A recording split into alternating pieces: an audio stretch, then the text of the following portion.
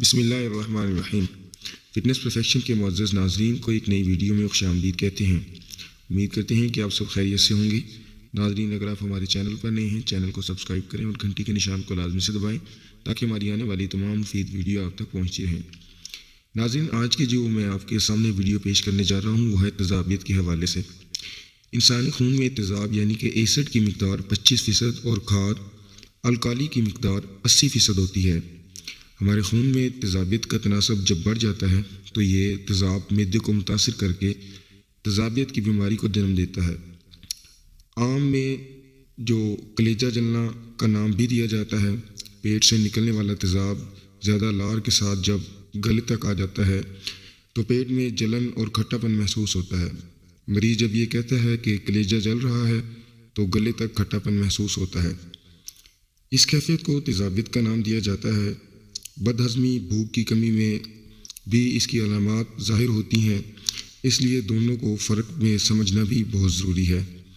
یہ بیماری جلدی کھانے سے، نامناسب کھانے سے ہوتی ہے، اور ناظرین اس کا جو ہے استعمال آپ نے کھانوں کا وہ بہت ہی آرام سے کرنا ہے۔ ناظرین، اس کا علاج میں آپ کے سامنے جو پیش کرنے جا رہا ہوں، غذا کے ساتھ اس کا علاج کیسے کیا جاتا ہے۔ ناظرین، آلو کی فطری کھادی ہے۔ پوٹاشیم سالٹ جو کہ اس میں شامل ہوتا ہے تیزاب کو کم کر دیتا ہے۔ تیزابیت کے مریض کھانے میں روزانہ آلو ضرور استعمال کیا کریں اور تیزابیت کو دور کریں۔ آلو بھنا ہوا، ابلا ہوا کھائیں۔ ناظرین، دوسری جو چیز میں آپ کے سامنے پیش کرنے جا رہا ہوں وہ ہے مولی۔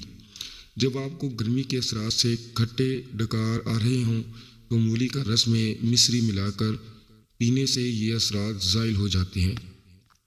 ناظرین، تیسری اشیاء جو میں آپ کے سامنے پیش کرنے جا رہا ہوں جو اس بیماری کا توڑ ہے وہ ہے چائے۔ تیزابیت کے مریضوں کے لیے چائے کا استعمال ضرور سان ہے، لہٰذا اس سے مکمل پرہیز کریں۔ ناظرین، لونگ، ایک عدد لونگ صبح شام کھانا کھانے کے بعد کھا لینے سے تیزابیت کا مرض ختم ہو جاتا ہے۔ ناظرین، یہ تھی وہ چند اشیاء جس سے آپ نے اپنی تیزابیت کو کم کر لینا ہے۔ آپ اس بیماری سے چھٹکارا حاصل کر پائیں گے۔ امید کرتے ہیں کہ آپ کو آج کی ہماری ویڈیو پسند آئی ہوگی۔